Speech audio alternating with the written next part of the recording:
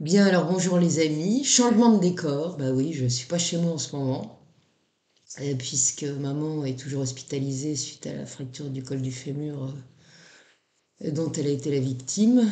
Elle va bien. Elle va bien, je vous remercie. Vous vous êtes inquiété pour sa santé. Vous m'avez écrit de jolis mots à son sujet. Et ça m'a vraiment touchée. Vous avez été nombreux à le faire et vraiment c'est gentil de votre part. Donc voilà, bah, j'ai changé de décor pour un moment, je ne sais pas quand, puis je vais encore changer de décor puisque, comme je vous l'avais dit, j'avais dans les projets de déménager, mais il va falloir que ça s'accélère et je vais venir vivre dans la même ville qu'elle, comme ça je pourrai l'aider chaque jour, puisque je pense qu'elle va bien, hein. Elle a retrouvé son peps parce que c'est quelqu'un qui a de l'énergie et du tonus. Mais bon, je pense qu'elle sera un petit peu différente d'avant, notamment pour ce qui est de la marche, pour faire ses courses et tout ça. Voilà. Donc, tout va bien. Moi, je vais moyen. Je me suis encore retrouvée avec des ennuis. Voilà.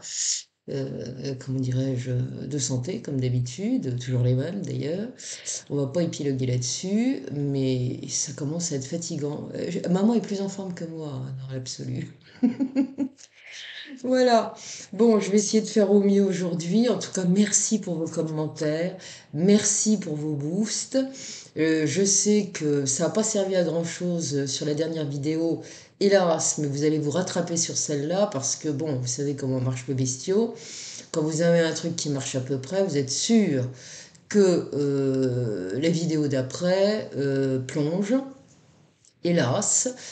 Elle a plongé pour moi surtout parce que je pense qu'en fait, vous avez été beaucoup plus nombreux que ce qui a été enregistré.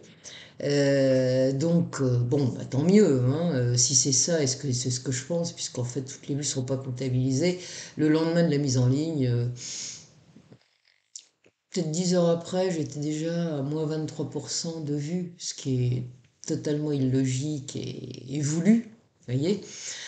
Donc, bah, c'est comme ça que la bête mange, qu'elle se nourrit. Donc, bah bon, c'était un coup d'épée dans l'eau, si je puis dire, pour moi, hein. Donc, je vous remercie d'autant plus des généreux dons que vous m'avez faits. Euh, parce que sans ça, ça sert à rien. Franchement, c'est de pire en pire. C'est une honte. Parfois, je me dis quand même, faut oser. Mais bon, c'est l'air qui veut ça, l'exploitation de l'homme par l'homme. On est, et puis c'est pas fini, hein, ce n'est que le début, ça marche bien, donc il n'y a pas de raison que ça s'arrête. C'est mondial, c'est quelque chose qui est propre à notre humanité actuelle. Donc, bah, faudra se faire une raison, mais c'est pas toujours très facile de vivre dans ces conditions-là. Et alors pour le reste, eh ben, écoutez, continuez à vérifier vos abonnements. Parce qu'il y en a qui disparaissent. Là, j'en ai de moins en moins. Bon, ce qui est logique, parce que j'ai pas fait beaucoup de vidéos compte tenu des problèmes que j'ai en ce moment, hein, parce que j'en ai eu quand même des sérieux, y compris pour moi, comme je vous le dis, puisque je pouvais plus rien faire. J'étais vraiment pas bien. Voilà. Et mais maintenant, on va se rattraper. Et puis, j'ai bien travaillé et je vais vous sortir un sujet qui va le faire, comme on dit, parce que je suis sûre que ça va beaucoup vous plaire, parce que c'est original, comme d'habitude. Et puis, bah, vérifiez tout ce que vous avez à vérifier. Faites au mieux, partagez. Je vous donnerai le mode d'emploi sous la vidéo comme d'habitude pour vous rappeler comment ça fonctionne pour faire pour me donner des petits cafés, voire même des pots de café pour certains que je remercie chaleureusement. Et puis voilà, et puis on va y aller parce qu'il faut y aller, hein. Vous n'attendez que ça. Alors, aujourd'hui, je vais vous parler d'un truc complètement fabuleux. Durant la guerre du Vietnam, vous savez que ça a été extrêmement dur pour les populations vietnamiennes et également pour les soldats américains qui, en règle générale, étaient des jeunes appelés ou des jeunes volontaires et qui se sont retrouvés dans des situations terrifiantes. La plupart, pour tenir le coup, majoritairement, ils se droguaient, ils buvaient. L'armée fermait les yeux parce que c'était le seul moyen pour ces pauvres jeunes gens de tenir le coup. Ça a été une guerre phénoménalement immonde. Je me souviens, quand j'étais plus jeune, des manifestations contre la guerre du Vietnam aux États-Unis qui étaient fort nombreuses. Et beaucoup sont revenus là, extrêmement traumatisés par ce qu'ils ont vécu, parce que ce qu'ils ont vécu, c'était carrément l'horreur, faut quand même bien le dire. C'est une des guerres les plus sinistres qu'il y ait eu. La guerre de Corée n'a pas été mal non plus. Je dirais que c'est un peu d'équivalent avec la guerre de 14 qui a été redoutable. Les guerres du XXe siècle ont été terrifiantes, on peut dire ça comme ça. Regardez ce qui se passe encore à l'heure actuelle. Voilà, donc l'homme, sa priorité, c'est toujours d'empoisonner la vie de son voisin pour des raisons diverses depuis la nuit de l'humanité. Et j'espère que ça se calmera un jour.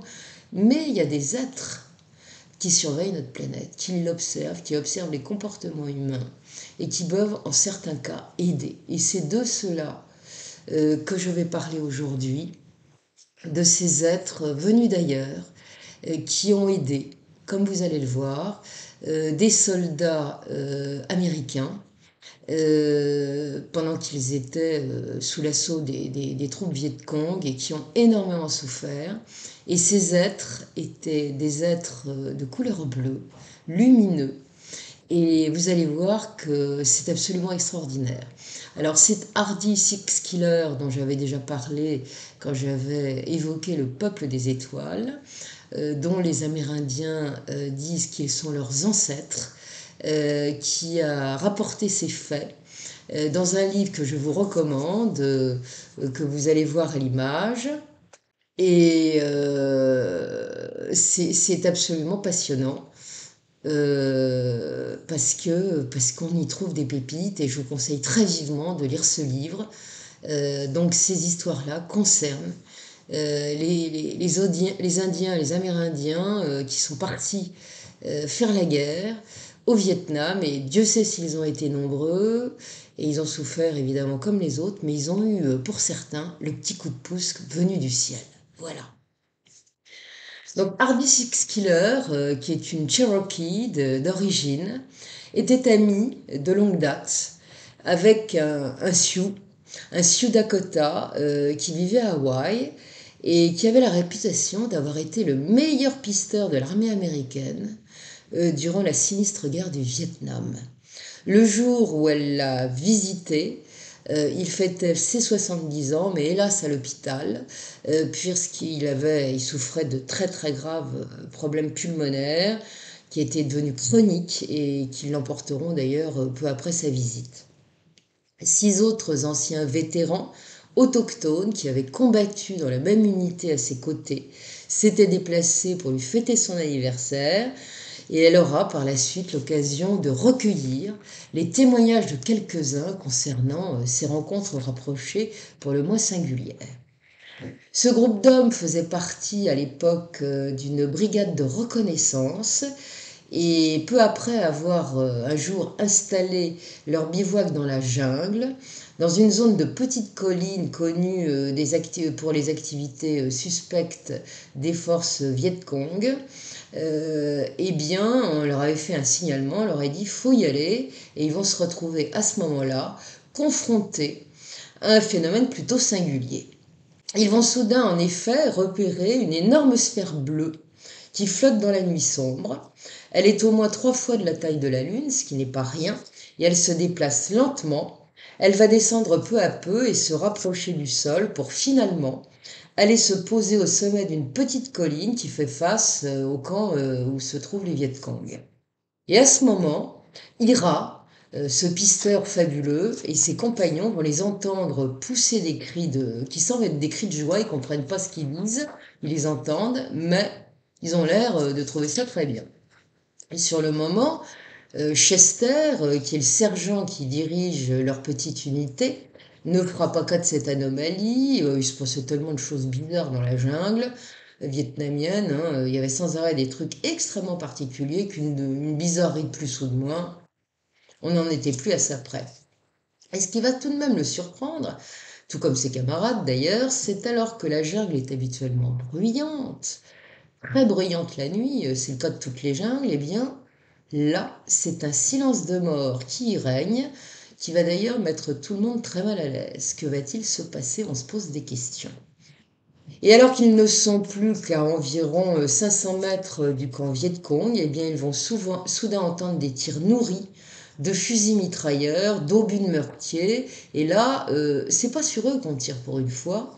Ils voient les Viet Cong qui sont en train de tirer sur des lueurs bleues qui se déplacent en contrebas dans une petite vallée. Ce sont en fait trois lumières scintillantes, bleues, qui se meuvent, dont ils ne peuvent, eux les autochtones qui observent, euh, discerner précisément la forme, ça n'a pas de forme. Elles évoluent de manière méthodique en tout cas, et ils remarquent que les tirs de l'ennemi ne semblent curieusement pas les atteindre, bien qu'on leur tire à bout portant quasiment là-dessus, et d'un tir nourri.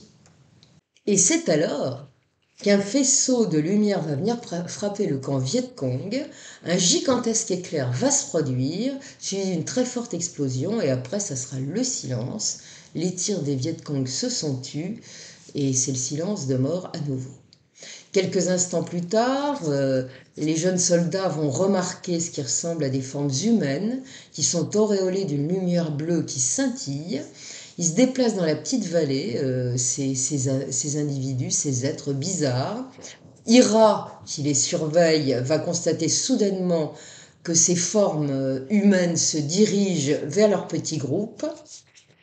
Chester, le sergent qui commande le peloton, va immédiatement donner l'ordre de se replier, puisqu'elle continue de progresser vers eux, et c'est alors que, sans transition, Ira va se retrouver nez à nez avec un être bleu à l'apparence scintillante. Il s'agit d'un géant, tout en muscles, qui mesure bien 2,50 m de haut. Il ne verra pas ses traits en raison de la lumière éblouissante qui l'enveloppe, et le voilà paralysé. Son fusil d'ailleurs va spontanément lui tomber des mains, et comme il peut encore s'exprimer, il va aussitôt demander à ses 6 compagnons de baisser leurs armes, ce qu'ils vont faire sans discuter. Tous évidemment sont en état de sidération, ce d'autant que les deux autres entités d'apparence identique vont le rejoindre.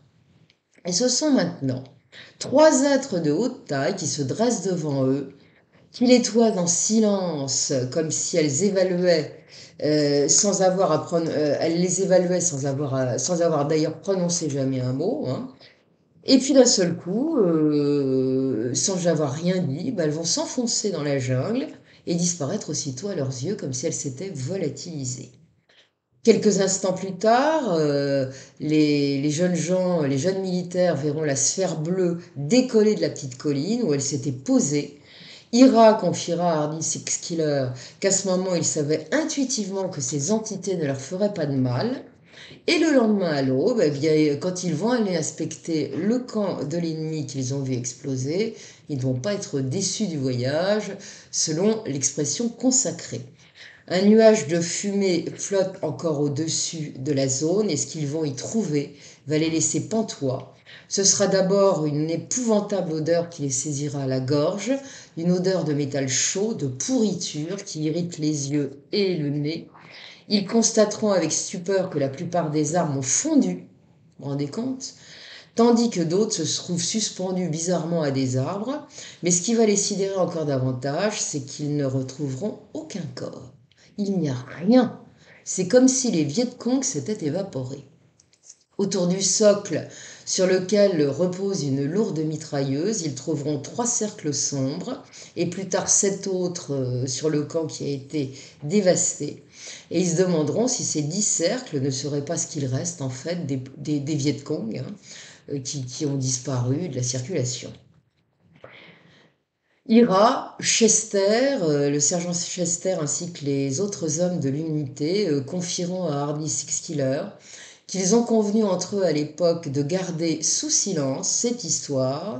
Ils n'en ont d'ailleurs rien dit à leurs supérieurs, que ça aurait strictement servi à rien, on les aurait certainement pas cru. Et à tous les coups, on leur a dit, écoutez les enfants, vous avez peut-être un peu fumé trop de cadavres, hein, parce qu'à l'époque on fumait beaucoup d'herbes, comme je vous l'ai dit, et c'est une hallucination collective, donc inutile de raconter sa vie. À l'époque, comme je vous l'ai dit, la grande majorité des effectifs de l'armée partie combattre dans cette atroce guerre que fut la guerre du Vietnam, consommaient de la drogue à haute dose, de l'herbe notamment, ou s'alcoolisaient plus que de raison. Il y en a beaucoup qui sont restés très dépendants après. Qui avaient également des traumatismes psychologiques effroyables. Et puis Mathias, un Choctaw originaire du Mississippi qui faisait partie de l'unité où se trouvait Ira, va confier pas mal de choses à Hardy Six Killer. Engagé dans l'armée à 16 ans, il mesurait 2 mètres et 95 kilos, donc c'était pas un petit gabarit, hein. Et comme il n'avait pas de certificat de naissance, comme beaucoup d'autochtones de l'époque, eh bien, il semblait plus âgé. C'est pour ça qu'il a pu devancer l'appel sans qu'on se rende compte et qu'il a intégré ainsi le corps des Marines.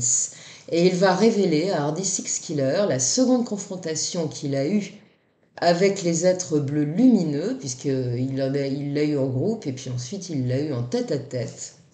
Elle s'est produite la veille de son départ du Vietnam. Il quittait définitivement le Vietnam. Et dans la nuit qui a précédé son retour au pays, eh bien, il était de garde. Et il a assisté à ce moment-là à quelque chose d'effroyable, c'est-à-dire le bombardement de l'aéroport de Da Nang, où se trouvaient des avions américains, qui a duré plusieurs heures jusqu'à l'aube. Et vers 2 heures du matin, en entendant résonner l'alerte, eh ben, il va, comme tant d'autres, s'enfuir à toutes jambes pour aller se mettre à l'abri. Et après qu'une explosion se soit produite à quelque distance de lui, ben, il va se sentir comme propulsé vers l'avant et vraisemblablement perdre connaissance parce qu'après, il ne se souvient plus de rien. Et lorsqu'il reprendra conscience au milieu de la jungle, eh bien, la première chose qu'il entendra seront les terrifiants cris de douleur des Marines blessés qui se trouvent ça et là à ses côtés, et puis la voix de quelques officiers survivants ou non blessés qui hurlent des ordres, et ça vient d'un campement tout proche. Quasiment aussitôt, il va percevoir le sifflement caractéristique d'une bombe ennemie qui approche. Dans les secondes qui suivront, la jungle va prendre feu tout autour de lui alors qu'une atroce sensation de brûlure lui vrille la jambe. C'en est fait de lui, le voilà blessé. Et dans l'instant, les fameux hommes bleus vont se dresser devant lui. L'un d'eux va aussitôt s'allonger de tout son corps afin de le protéger, tandis que les bombes continuent de pleuvoir à proximité, et quoiqu'à demi inconscient, eh bien, il va aussitôt ressentir une intense paix l'envahir. Et alors qu'il se demandait un moment plus tôt comment il allait pouvoir quitter le Vietnam vu ce qui était en train de se produire, hein, eh bien l'idée lui s'est soudain imposée à lui qu'il allait partir de là de toute façon et rejoindre Okinawa au Japon, ce qui était le cas. Il va dire à Hardy Six Killer qu'il avait senti cela tout au fond de son âme et qu'en cet instant, toute angoisse s'était évanouie. Le bombardement va heureusement cesser à l'aube. L'être étendu sur lui, l'être bleu, va se relever. Lui va tenter de faire de même, et en dépit de la terrible douleur qu'il éprouve à la jambe. Et c'est alors que l'un des hommes bleus va s'approcher et se pencher vers lui et poser sa main sur la blessure de sa jambe. La douleur va cesser aussitôt et il n'aura que le temps de voir les hommes bleus qui viennent manifestement de lui sauver la vie, s'enfoncer dans la jungle dévastée. Il ne souffrira plus de cette blessure par la suite, ce n'est qu'une dizaine d'années plus tard que les fragments d'obus qui ont été projetés dans sa jambe seront retirés. Il précisera à Hardy Six Killer que ces êtres blancs mesuraient plus de 2 mètres, ils étaient plus grands que lui, c'est dire, hein, parce qu'il était déjà assez haut, et aussi qu'il n'a jamais entendu le son de leur voix. Ils se présentaient comme des êtres de forme humaine, mais faits de lumière bleue brillante qui scintillait. C'était vraiment très étrange. Ce qui l'a surpris, c'est que lorsque l'être qui était tout de même très massif s'est couché sur lui, eh bien, il n'a pas du tout ressenti son poids. C'est comme s'il pesait le poids d'une plume. Et c'était comme si ça n'existait pas, alors que ça existait, hein, il l'a protégé. Et il s'est dit évidemment que ça pouvait pas, cet être n'était pas de nature physique, de nature matérielle. Et d'ailleurs, comme son corps était constitué de lumière, il s'est dit qu'il devait être fait uniquement d'énergie. Voilà. Il dira encore qu'en raison de cette lumière qui irradiait, il ne lui a pas été possible de distinguer ses traits. Il lui est aussi venu en tête que tous ces êtres qu'ils avaient aperçus ensemble ne devaient pas aimer la guerre, qu'ils devaient être pacifistes. Et en leur présence, d'ailleurs, il n'a toujours ressenti que de l'amour et de la sérénité, de la paix. Il affirmera encore qu'il les a clairement entendus lui dire qu'ils se connaissaient.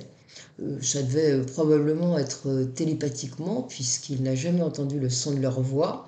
Et c'est d'ailleurs peut-être pour cette raison, dira-t-il, qu'ils ont choisi de le sauver, alors que tous les autres Marines autour de lui ont péri durant cette nuit terrifiante. Il ajoutera enfin encore avoir la sensation que ces êtres veillent toujours sur lui et il espère de tout son cœur les revoir. Alors on ne sait pas s'il les a revus depuis, hein. Wilson, un autochtone qui lui aussi faisait partie de la même unité, va également se confier à Hardy Six Killer.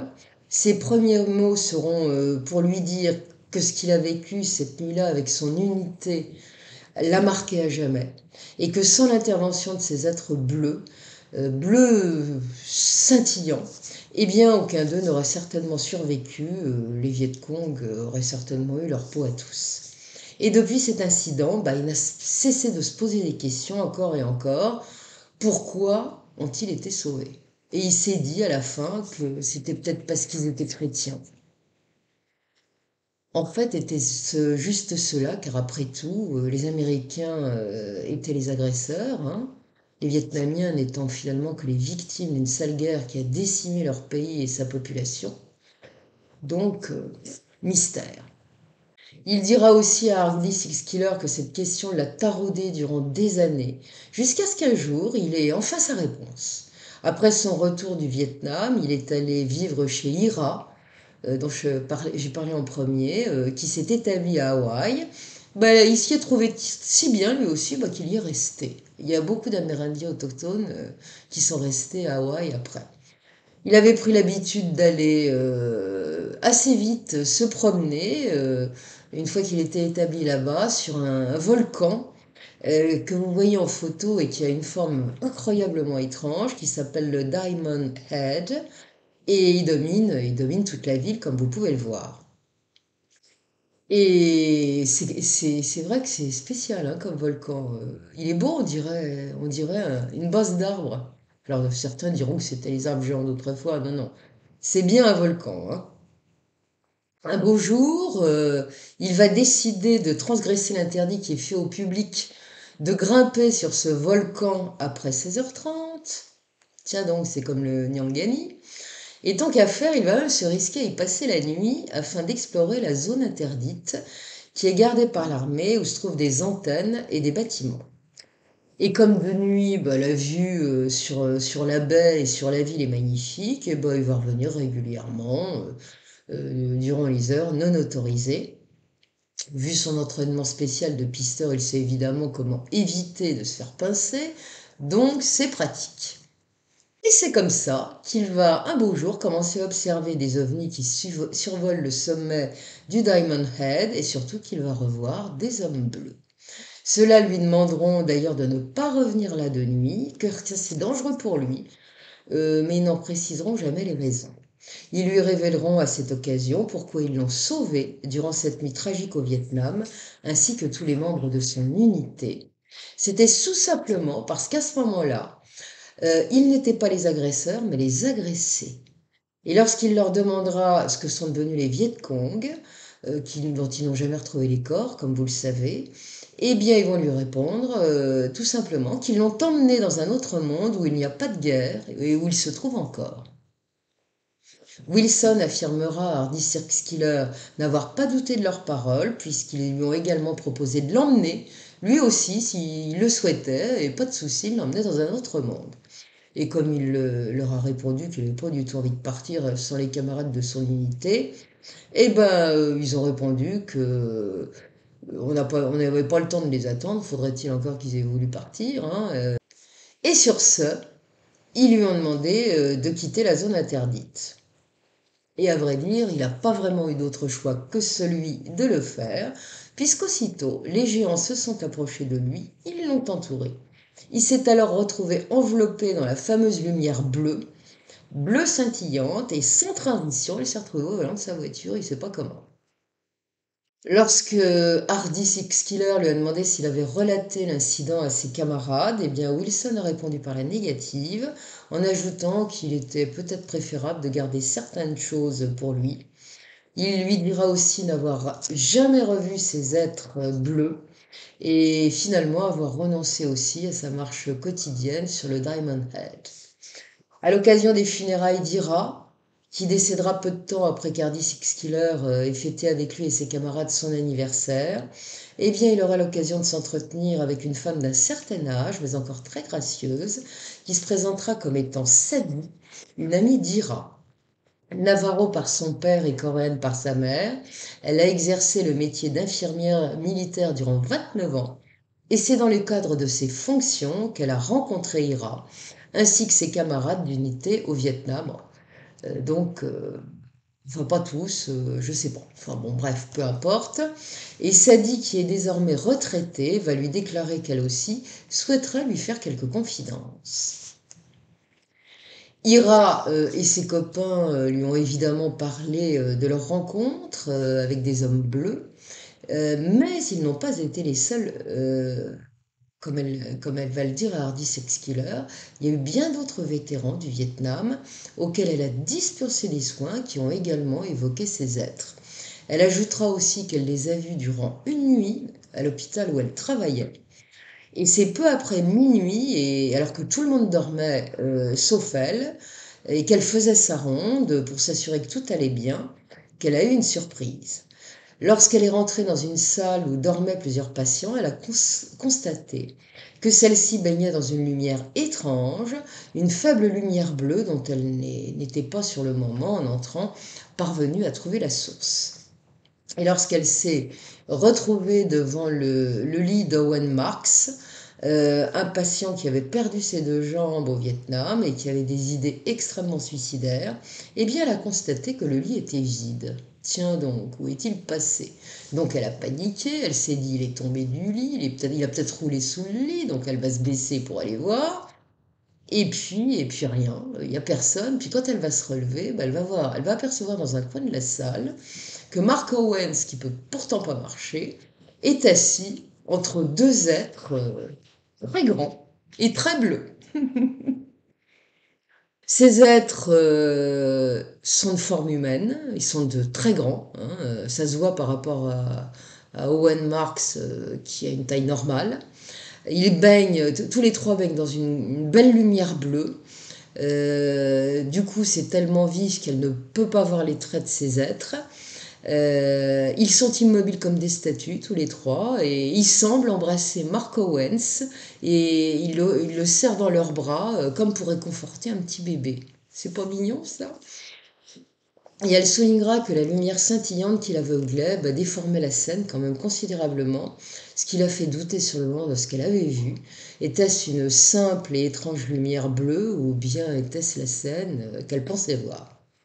Toujours est-il qu'en les contemplant, elle s'est sentie envahie par une paix profonde, et tous les soucis qui la tracassaient alors, notamment le fait que sa mère soit devenue démente, hein, atteinte de démence, eh bien tous ces soucis se sont évaporés, comme par magie. Elle s'est sentie donc très sereine et dira que c'était comme si Dieu avait touché son âme et lui avait enlevé toute sa douleur et toutes ses angoisses. Un peu plus tard, le veilleur de nuit la trouvera endormie au pied du lit d'Owen, qui se trouve bel et bien dans son lit cette fois. Il dort profondément. Le veilleur se pose des questions. Qu'est-ce qui est donc arrivé à l'infirmière? Qu'est-ce qu'elle s'est évanouie? Il ne sait pas du tout. Et ce qui lui permettra de penser qu'elle n'a certainement pas rêvé, c'est que du jour au lendemain, Owen Marks, qui était jusque-là profondément suicidaire, va changer du tout au tout. Il va ainsi se mettre à remonter le moral des autres malades, qui sont handicapés pour la majorité, et à les encourager. Il va même constituer une équipe de basketball composée de joueurs en fauteuil, Le psychiatre de l'hôpital en est comme deux ronds de flanc, si je peux me permettre, il n'en revient pas parce qu'il était quand même très très suicidaire. Et bien sûr, l'infirmière se gardera de parler de ce qu'elle a vu une fameuse nuit, même si elle a son idée sur le sujet. Donc, ça dit l'infirmière, confiera tout ça à Hardy Skiller, en lui disant que depuis qu'elle a vécu cet événement, bah, elle a aussi retrouvé sa sérénité, le calme, la paix intérieure. Ses soucis, quels qu'ils soient, ne lui gâchent plus la vie.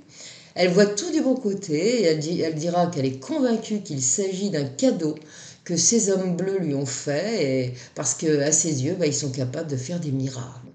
Et elle ajoutera que lorsque les vétérans lui avaient parfois affirmé avoir vu apparaître ces hommes bleus sur des zones de combat ou dans des situations où ils risquaient clairement leur vie, et ben quand il lui racontait tout ça, ben, elle n'y croyait pas. Elle se disait que ils étaient drogués, ils étaient fatigués, ils avaient peur, ils avaient eu des hallucinations.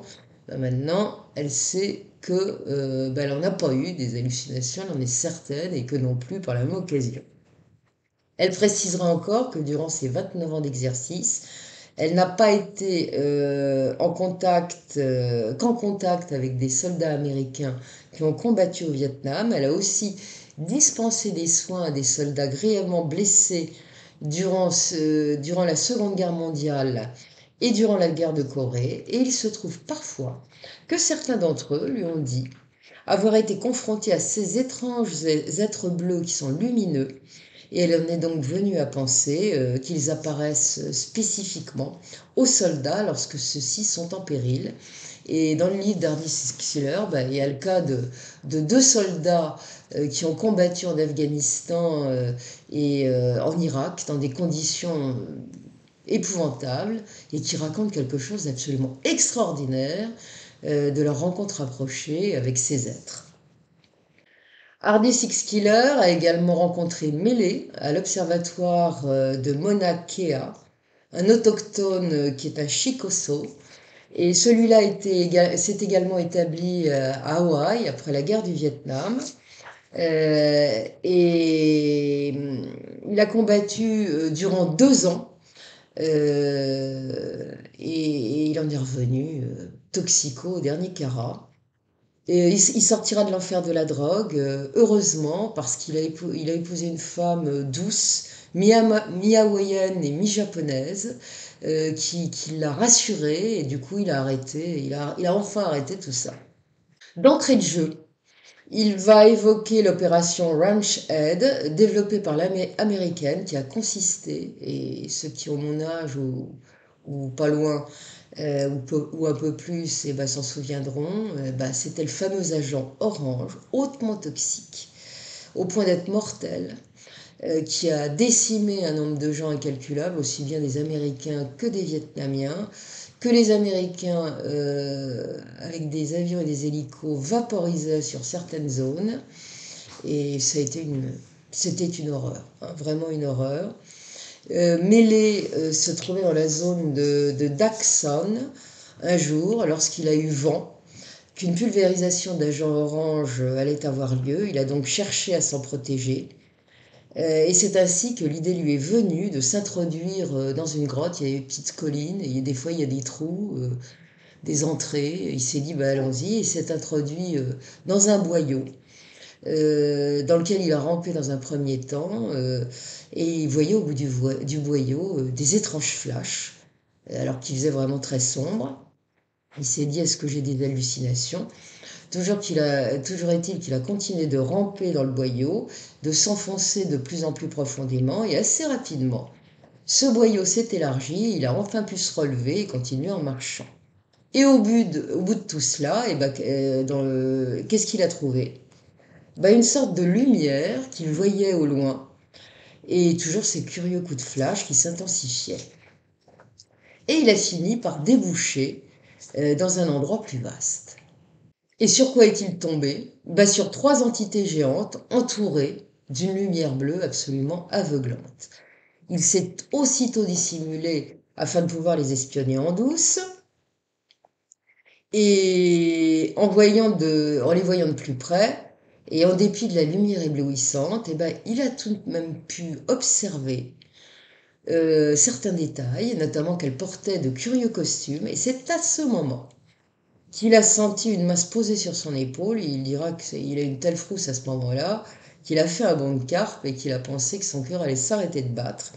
Lorsqu'il s'est retourné, c'est pour se retrouver face à l'une de ces entités géantes bleues, dont il précisera, comme tous les autres qui ont témoigné, qu'elle devait bien mesurer 2,50 m. L'entité va le saisir par le bras, l'entraîner dans la grotte gigantesque, si vaste à l'en croire qu'elle aurait pu contenir un jumbo jet, hein. C'est un Boeing 747, c'est pas un petit modèle, hein. Et en fait, c'est pas un avion qui va apercevoir en son centre, mais un vaisseau spatial. Et là, il n'y a pas qu'un seul géant, il y en a plusieurs, notamment ceux qu'il a déjà aperçus. Il les verra mieux dans le détail que les témoins qui ont été confrontés jusque-là. Il dira que ces géants étaient des montagnes de muscles, il a vu leurs muscles, et qu'ils avaient des bras costauds comme les culturistes. Ils vont aussitôt lui transmettre qu'ils ne croient pas au bien fondé de la guerre, tout en le rassurant. Non, ils n'ont pas l'intention de lui faire du mal, ni quoi que ce soit d'autre. Puis ils vont ajouter qu'ils ont la capacité de ressentir la douleur des êtres humains qui se battent dans les deux camps et ils vont lui demander pourquoi il accepte de combattre contre d'autres humains. Mêlé et surpris, bah, il dit qu'il ne sait pas et que c'est parce que le gouvernement lui a ordonné qu'il est parti au combat, hein. Et leur réponse sera surprenante puisqu'ils se contenteront de lui dire que lorsqu'un homme se trouve aux commandes d'un avion, eh bien le gouvernement ne contrôle pas ses actes. Bon, on peut comprendre que ça veut dire qu'on a toujours le choix, hein. Et enfin, bon, dans la théorie, pas forcément dans la pratique, parce que des fois on risque gros, hein. Enfin, souvent on a risqué gros quand on a refusé, en temps de guerre surtout, de suivre les ordres. Mélé estimera qu'il est resté en la compagnie de ces êtres environ 1 heure dans la grotte avant qu'ils ne lui proposent de l'emmener avec eux. Il déclinera leur proposition, ils n'insisteront pas. Et ils lui proposeront alors de le transporter dans une zone sécurisée. Alors là, il va accepter. Et effectivement, ils vont le déposer dans un endroit qui n'a pas été pollué par l'agent orange. Après ça, il va mettre plusieurs jours à retrouver son unité. On sera d'ailleurs stupéfait de le revoir parce qu'on croyait qu'il était mort. Et bien évidemment, il fera silence sur sa rencontre avec les géants bleus. Il confiera à Hardy Six Killer que leur vaisseau est monté très haut ils sont allés le déposer dans la zone, puisqu'il a pu contempler la Terre dans son ensemble. À ce moment, les êtres lui ont dit qu'elle était bien trop belle pour être détruite par des guerres et des armes biologiques, donc il fallait la protéger, et que c'était maintenant à lui de faire ce qu'il faut pour changer les choses. Ne voyant pas très bien ce qu'il pourrait faire à son niveau, bah, il n'a pas fait de commentaire. Bah oui, ça laisse un peu stupéfait. Mêlé dira encore à Hardy Six Killer que cette rencontre a radicalement changé sa vie, sa vision des choses. Et maintenant, lorsqu'à l'observatoire, puisqu'il est astronome, bah, il scrute l'univers, et bah, il a toujours l'espoir de les revoir, ces hommes bleus, ce d'autant qu'ils lui ont dit de bien regarder le ciel, parce qu'il s'y trouve toujours à observer notre planète.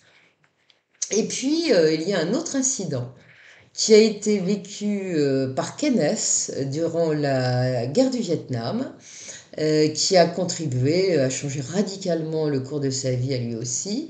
Hardy Six Killer s'était déplacé dans le Montana afin de participer à une cérémonie rituelle qu'il devait célébrer dans une hutte de sudation. Et c'est lors de cette cérémonie qu'elle a pu assister d'ailleurs à la manifestation d'un phénomène lumineux plutôt curieux.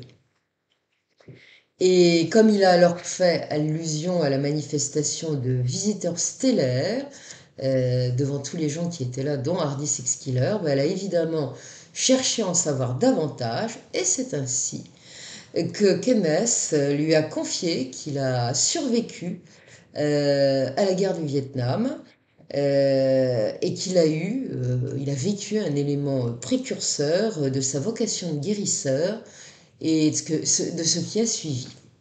En 1965, alors qu'il était âgé de 19 ans et qu'il venait de décrocher son bac. Et ben, on l'a envoyé au Vietnam, il a rejoint le corps des Marines comme tant d'autres. La mission de son unité consistait à sécuriser des bases aériennes américaines.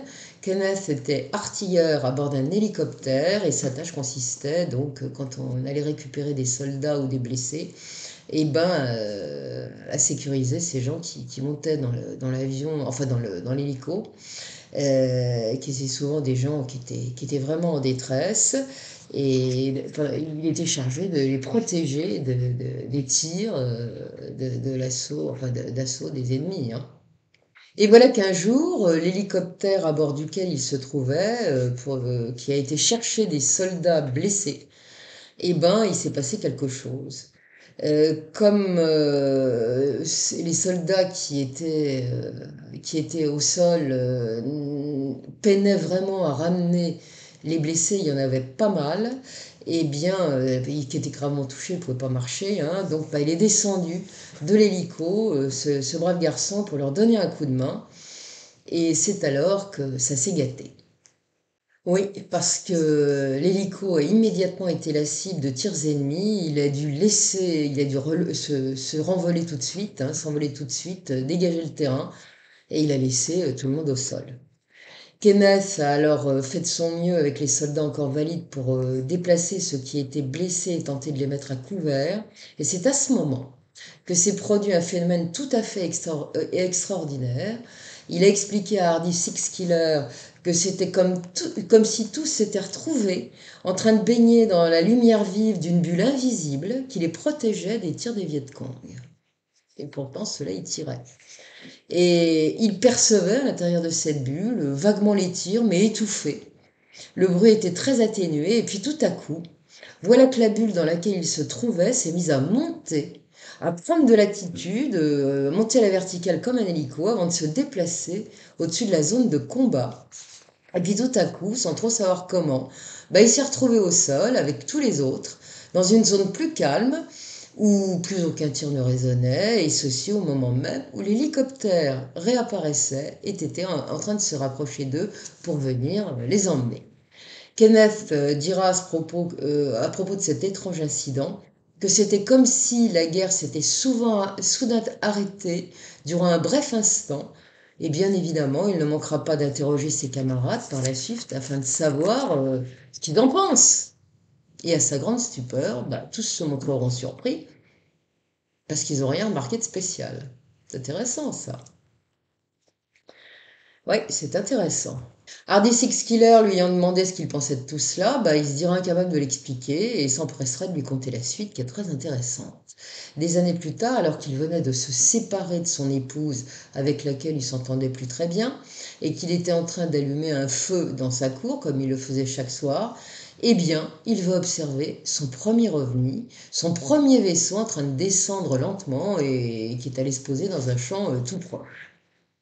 Quelques instants plus tard, deux silhouettes se sont approchées de lui en lui disant de ne pas avoir peur. Il a tenté de se relever, mais parce qu'il était accroupi, il était en train de faire son feu, hein, mais impossible de le faire. Il se sentait complètement vidé de toute énergie, il était faible. Les êtres lui ont rappelé à ce moment-là qu'ils lui ont déjà sauvé la vie au Vietnam, et ceci dans un but précis. Et dans la foulée, bah, ils vont lui annoncer que sa tâche future sera de devenir guérisseur et qui vont l'y aider.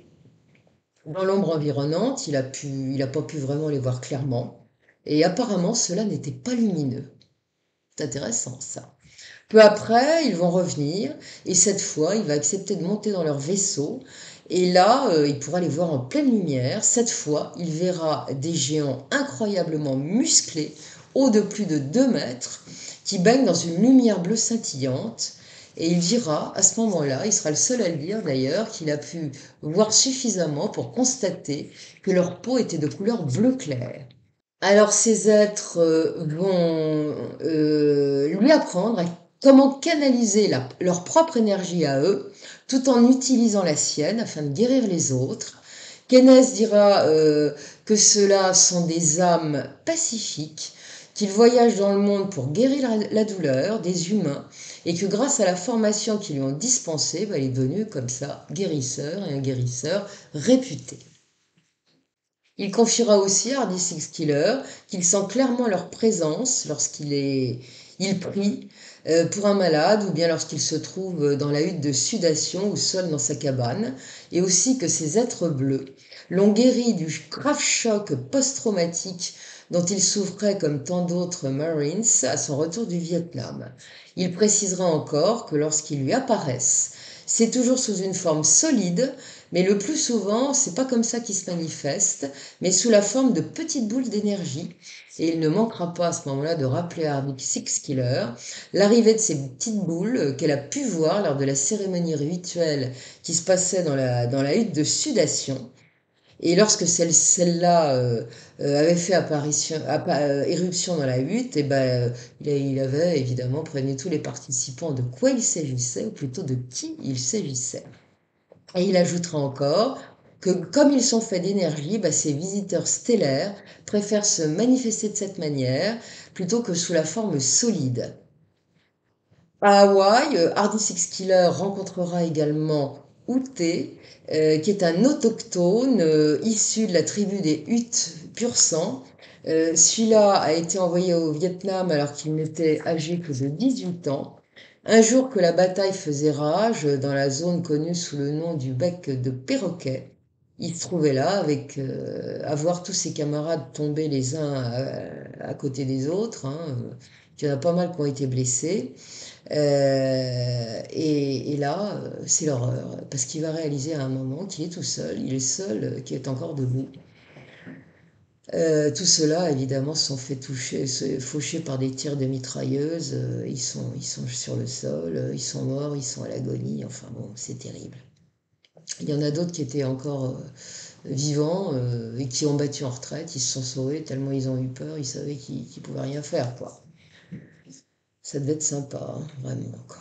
Pourquoi fait-on la guerre? Je me suis toujours posé la question. Seul et désespéré d'avoir assisté à cette horrible scène d'horreur, bah, il va s'asseoir au pied d'un grand arbre et se mettre à pleurer. Persuadé que ça va être son tour maintenant et qu'il va y rester, il va jeter son arme et il va décider en effet de ne pas être l'agresseur. Il ne se défendra pas, il s'en fout. Sa décision est prise et sur ça, il va tomber à genoux et se mettre à prier avec ferveur. Il demande à Jésus de se montrer miséricordieux, de lui pardonner ses péchés, notamment ceux d'avoir tué des Viet Cong. Et c'est à ce moment précis qu'une lumière venue de nulle part va l'envelopper. Et voilà que maintenant, il se trouve à flotter dans les airs. Et lorsque la lumière est descendue sur lui, il s'est dit, tiens, voilà le bon Dieu, parce qu'il était convaincu qu'il était mort.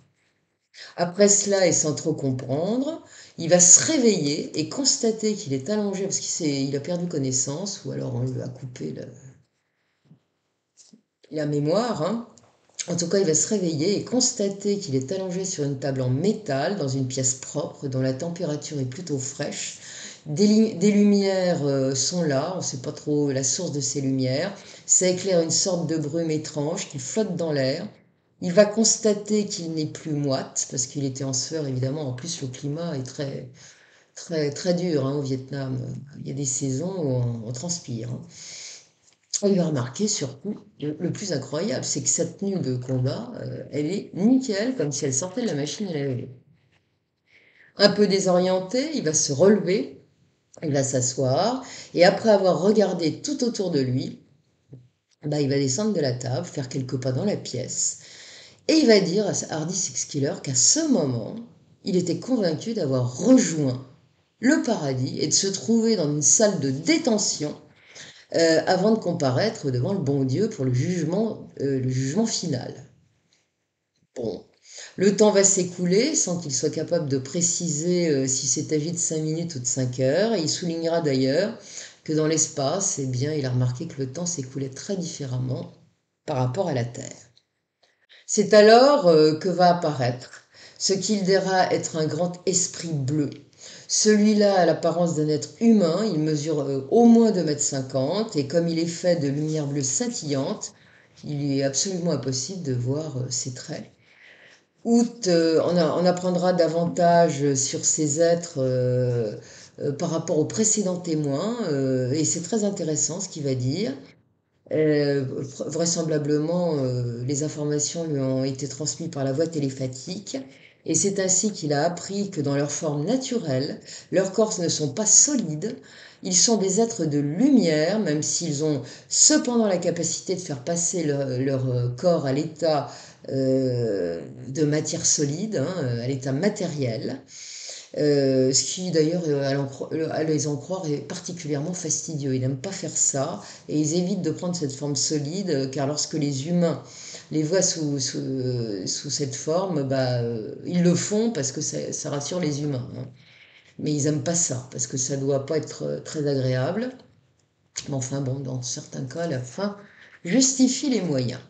Ils diront à Outé l'avoir transporté dans le vaisseau pour le sauver, car ils l'ont observé en train de prier, et ils ont donc estimé qu'il en valait la peine. Il restera à bord de leur vaisseau durant quelques jours avant d'être ramené sur la terre ferme et déposé à un endroit lui permettant de rejoindre d'autres unités de l'armée sans que cela se remarque. Et ceci fait, lorsqu'il regagnera enfin sa base, il aura le désespoir d'apprendre qu'il est hélas le seul survivant de toute son unité. Tous les autres ont été tués.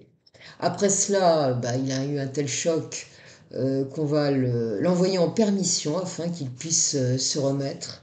Là-bas, il fera la connaissance de deux sœurs, si bien que lorsqu'il quittera l'armée, il épousera l'une des deux, et la plus âgée, et qui va lui donner de beaux enfants. Et il dira à Hardy Six Killer que ça a été une bénédiction finalement que de connaître ce grand bonheur après l'horreur, et que ce grand bonheur, il le doit aux êtres bleus de l'espace. Les êtres bleus lui ont révélé que leur civilisation est la plus ancienne, serait plus ancienne que la nôtre d'1 million d'années. Donc vous voyez les différences technologiques surtout. Et qu'ils ont d'abord vécu comme nous, sous une forme solide, matérielle, puis le temps passant, ils ont appris comment transformer leur corps en énergie pure, ce qui leur aurait d'ailleurs permis de résoudre leurs problèmes de surpopulation. Et après cela, ils vont commencer à migrer vers d'autres mondes, vers d'autres planètes.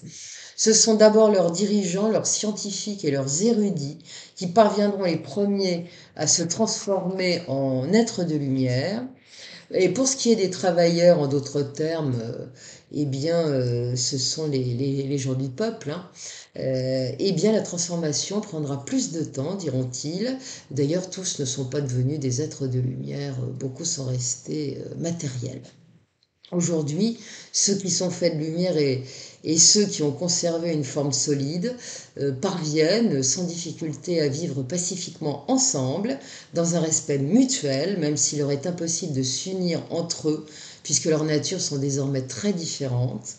Out apprendra que ceux qui sont parvenus à se transformer en êtres de lumière ont la capacité de vivre éternellement, même s'il leur arrive occasionnellement de prendre ponctuellement une forme solide lorsqu'ils décident d'expérimenter le monde matériel. Il les décrira précisément, ces êtres lumineux. Tous sont des géants mesurant 2,50 m de haut, dont les traits du visage sont parfaitement humains. Leur peau est bleue. Ils ont précisé à Outé que cette couleur bleue, ils la doivent à l'atmosphère de leur planète. Leur civilisation ne vit pas que sur une autre planète, mais elle s'est implantée sur deux autres planètes, situées dans la partie de l'univers où se trouve leur planète d'origine. La peau de ceux vivant sur l'une de ces deux planètes a perdu peu à peu sa couleur bleue. Concomitamment, le nombre des naissances de ceux-là a complètement diminué. Ils étaient plus fertiles. Lors du contact, l'un des êtres de lumière deviendra l'accompagnateur de Hout, et il s'occupera spécifiquement de lui, et il va se transformer pour l'occasion et prendre une forme matérielle, et il lui a dit qu'il avait fait cela en pensant que ça le mettrait un peu plus à l'aise.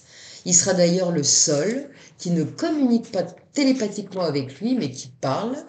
Il soulignera que sa voix n'était pas différente de celle des humains et qu'il s'exprimait dans un anglais absolument parfait. L'accompagnateur lui révélera qu'au fur et à mesure de leur évolution, ceux de son espèce parvenus à devenir des êtres faits de pure énergie, ont perdu peu à peu l'usage de la parole et ont fini par ne plus communiquer que par la voie télépathique. Out a vite saisi que ces êtres de lumière pouvaient lire clairement dans ses pensées, ce qui l'a franchement dérangé.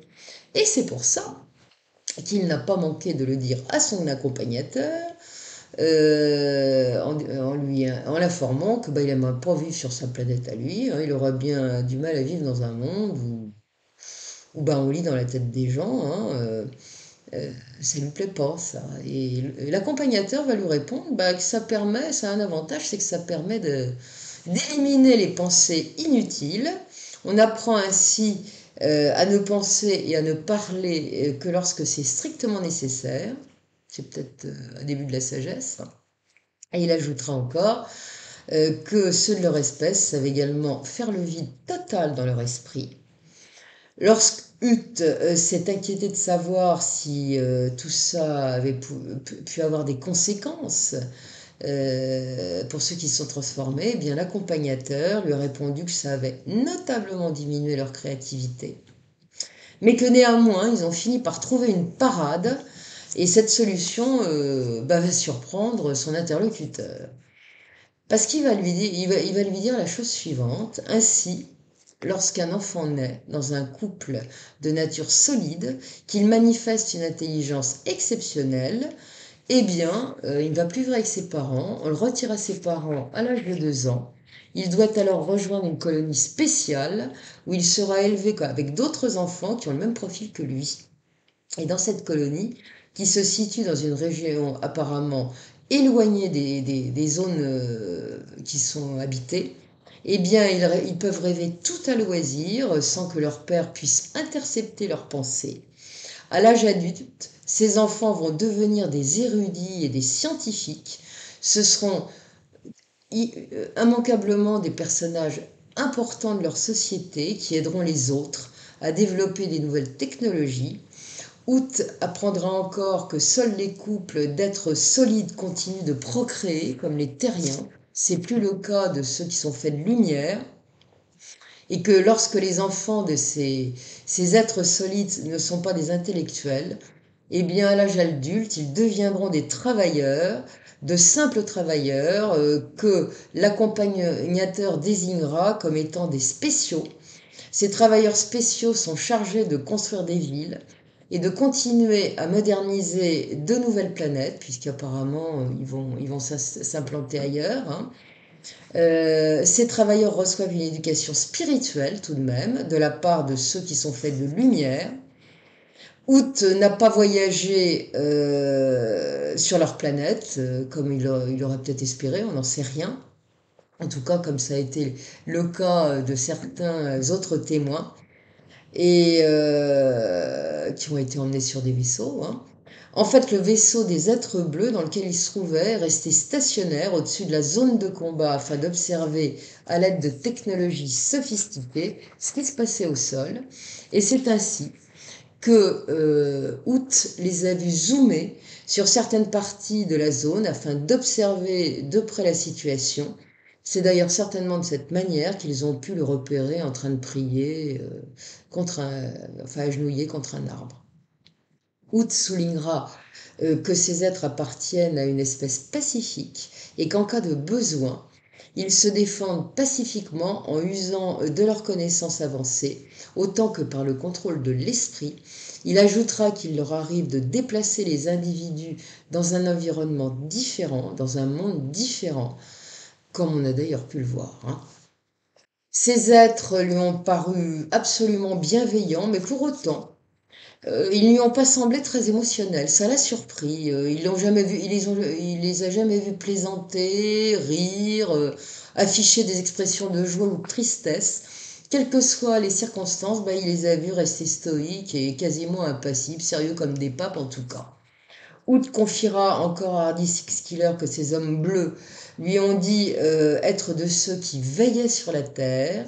Ils lui ont également indiqué que si les terriens choisissaient de se détruire, eh bien ils les laisseraient s'entretuer. Ça a été déjà dit à décontacter par d'autres civilisations.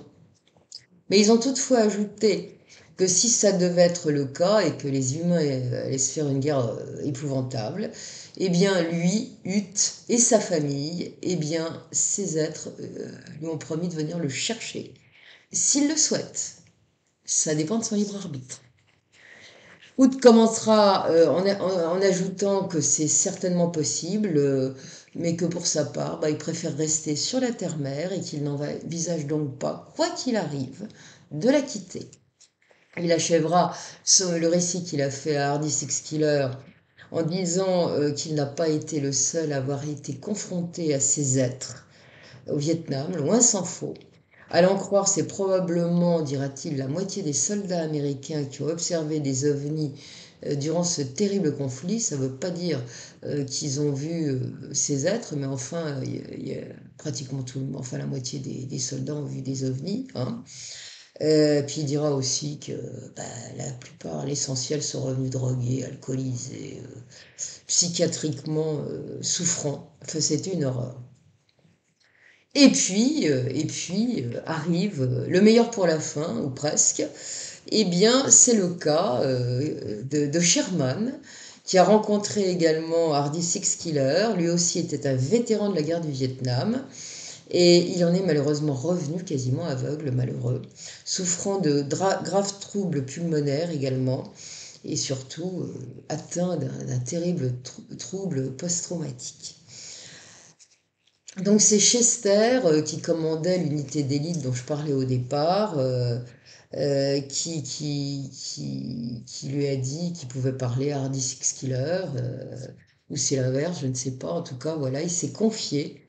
Et Sherman va lui dire qu'il n'était âgé que de 18 ans lorsqu'il a rejoint volontairement le corps des Marines et peu après, il a été envoyé au Vietnam comme tant d'autres. Il apprendra bien vite que dans certaines zones proches de Saigon, des milliers de kilomètres de réseaux de tunnels ont été creusés sous la terre par les Viet Cong, qui entreposaient des vivres, des munitions, qu'ils s'y cachaient. Ça leur permettait aussi, parce qu'il y en avait partout, c'était un repère de taupes, hein, ils pouvaient se déplacer à toute vitesse sans être vus et sans prendre de risques, donc c'était très pratique. Et comme lui, Sherman n'était pas très très grand de taille, je crois qu'il mesurait 1,60 m, et que les accès au souterrain étaient souvent très étroits, et surtout parce qu'il avait peur de rien, on l'a assigné au rôle, on appelait ça comme ça à l'époque, de rat de tunnel. Sa mission consistait donc à saboter les parties des vastes réseaux souterrains en tuant les Viet Cong s'il en trouvait. Après, il faisait sauter tout. Il fallait qu'il fasse sauter ces tunnels. Au bout de 13 mois, on va l'envoyer en permission à Hawaï et c'est lorsqu'il en est revenu qu'il va se retrouver confronté peu après dans un tunnel à de terrifiantes créatures. Ce jour-là, il faisait équipe avec un Australien prénommé Sheldon. Après avoir traversé une salle où étaient entreposés des vivres et des munitions et qui servait également de lieu de couchage, va se produire un incident surprenant.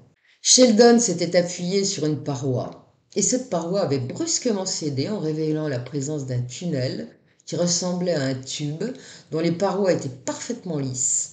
Au bout de ce tunnel, qui n'était pas très long, ils ont émergé dans une salle assez vaste et très éclairée par une source de lumière absolument inconnue. Sherman précisera que cette lumière était si vive qu'ils y voyaient comme en plein jour. Ces murs de pierre étaient absolument lisses, incroyablement lisses. Les deux soldats vont alors repérer une lourde et haute porte de pierre, ce qui va plutôt les étonner parce que les Viet Cong ne sont pas très grands. Hein. Pourquoi donc avoir construit une porte aussi monumentale? Ça va vraiment les surprendre. Ils ne tarderont pas à en connaître la raison, puisque dans l'instant, ils vont percevoir des bruits venant de derrière la porte imposante et aussitôt mettre en joue. Quand la porte va s'ouvrir, ce qu'ils vont voir va littéralement les terrifier. parce que ça n'a rien d'humain. Et là, c'est pas des beaux êtres bleus, c'est absolument affreux. Il s'agit de créatures hautes de 2,50 m, dont la peau est de couleur vert brun. Ils ont des yeux jaunes dotés de pupilles verticales comme celles des chats. Et ce sont des sortes d'êtres reptiles qui vont se mettre à se déplacer à une vitesse fulgurante. Sheldon va tirer une balle, mais elle se fichera dans le plafond, parce il a pas peur. Enfin, ils sont certainement capables de détourner les balles. Les deux hommes auront le temps de remarquer leur face plate, et ils constateront qu'à la place de leur nez, eh bien, se trouve une sorte de fente. Leurs mains tridactyles ressemblent à des cerfs. Ils tiennent debout sur d'énormes pattes que Sherman qualifiera de bulbeuses tout en usant d'une longue queue qui leur permet de se déplacer extrêmement rapidement.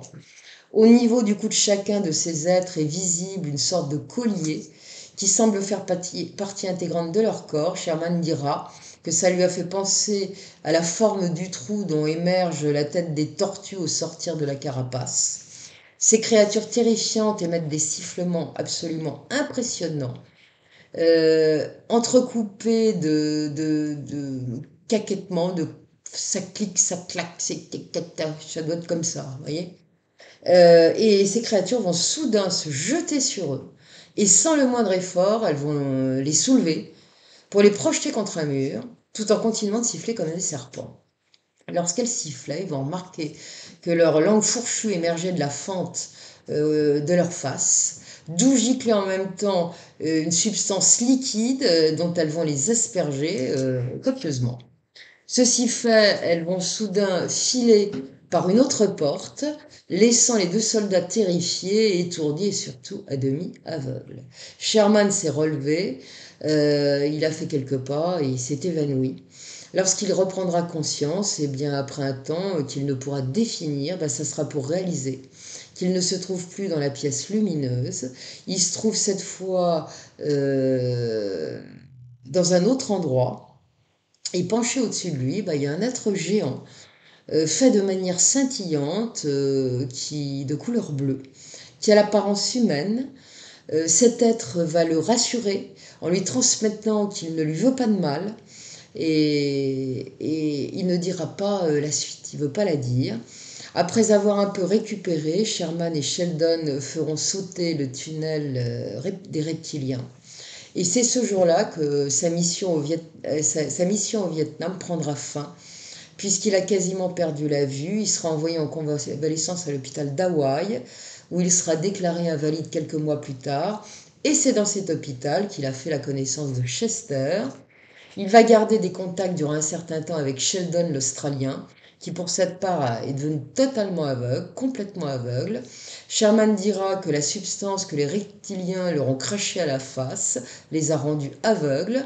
C'était certainement ce qu'il pense que ça devait être un venin semblable à celui des serpents. Et ce venin ne lui a pas brûlé que les yeux, puisqu'il s'est protégé avec ses mains qu'il va montrer à Hardy Sixkiller, qui va voir des brûlures absolument profondes, des traces de brûlures très très profondes, des grosses cicatrices. L'homme avancera que ces créatures reptiliennes avaient certainement l'intention de les tuer, mais qu'elles n'y sont pas arrivées, car les équipements de protection qu'ils portaient les ont protégés, sinon ça aurait été pire évidemment. Et comme tous les autres, Sherman et Sheldon se garderont bien de révéler à leur hiérarchie ce qu'ils ont vécu. Les médecins militaires qui les ont soignés penseront donc que ça a dû être causé par une substance toxique qui se trouvait dans les tunnels de l'ennemi, et ça en est resté là. Voilà. Donc, je vous ai raconté ces témoignages que j'ai trouvés incroyablement intéressants. Une fois de plus, vous avez manifestement une civilisation étrangère à la Terre qui nous observe avec bienveillance, mais qui ne se mêle pas globalement des affaires de la Terre, contrairement à d'autres, qui sont bien installés, si on peut dire ça comme ça, et qui disent également que si on se fait sauter le caisson, si je peux me permettre de dire les choses ainsi, tant pis, ça nous regarde. Voilà. Quand vous avez des extraterrestres qui viennent vous dire qu'ils viendront vous sauver, si c'est la Moïse, bah, j'y crois pas. 30 secondes, hein. Et tout simplement pour une raison. C'est que ces civilisations exogènes, quand elles sont spirituellement élevées, n'interviennent pas, car elles savent ce qu'est la loi cosmique essentielle, qui est celle du libre arbitre. Donc c'est à nous d'arrêter de faire les andouilles et de penser un jour ou l'autre à arrêter les conflits, arrêter de se faire la guerre.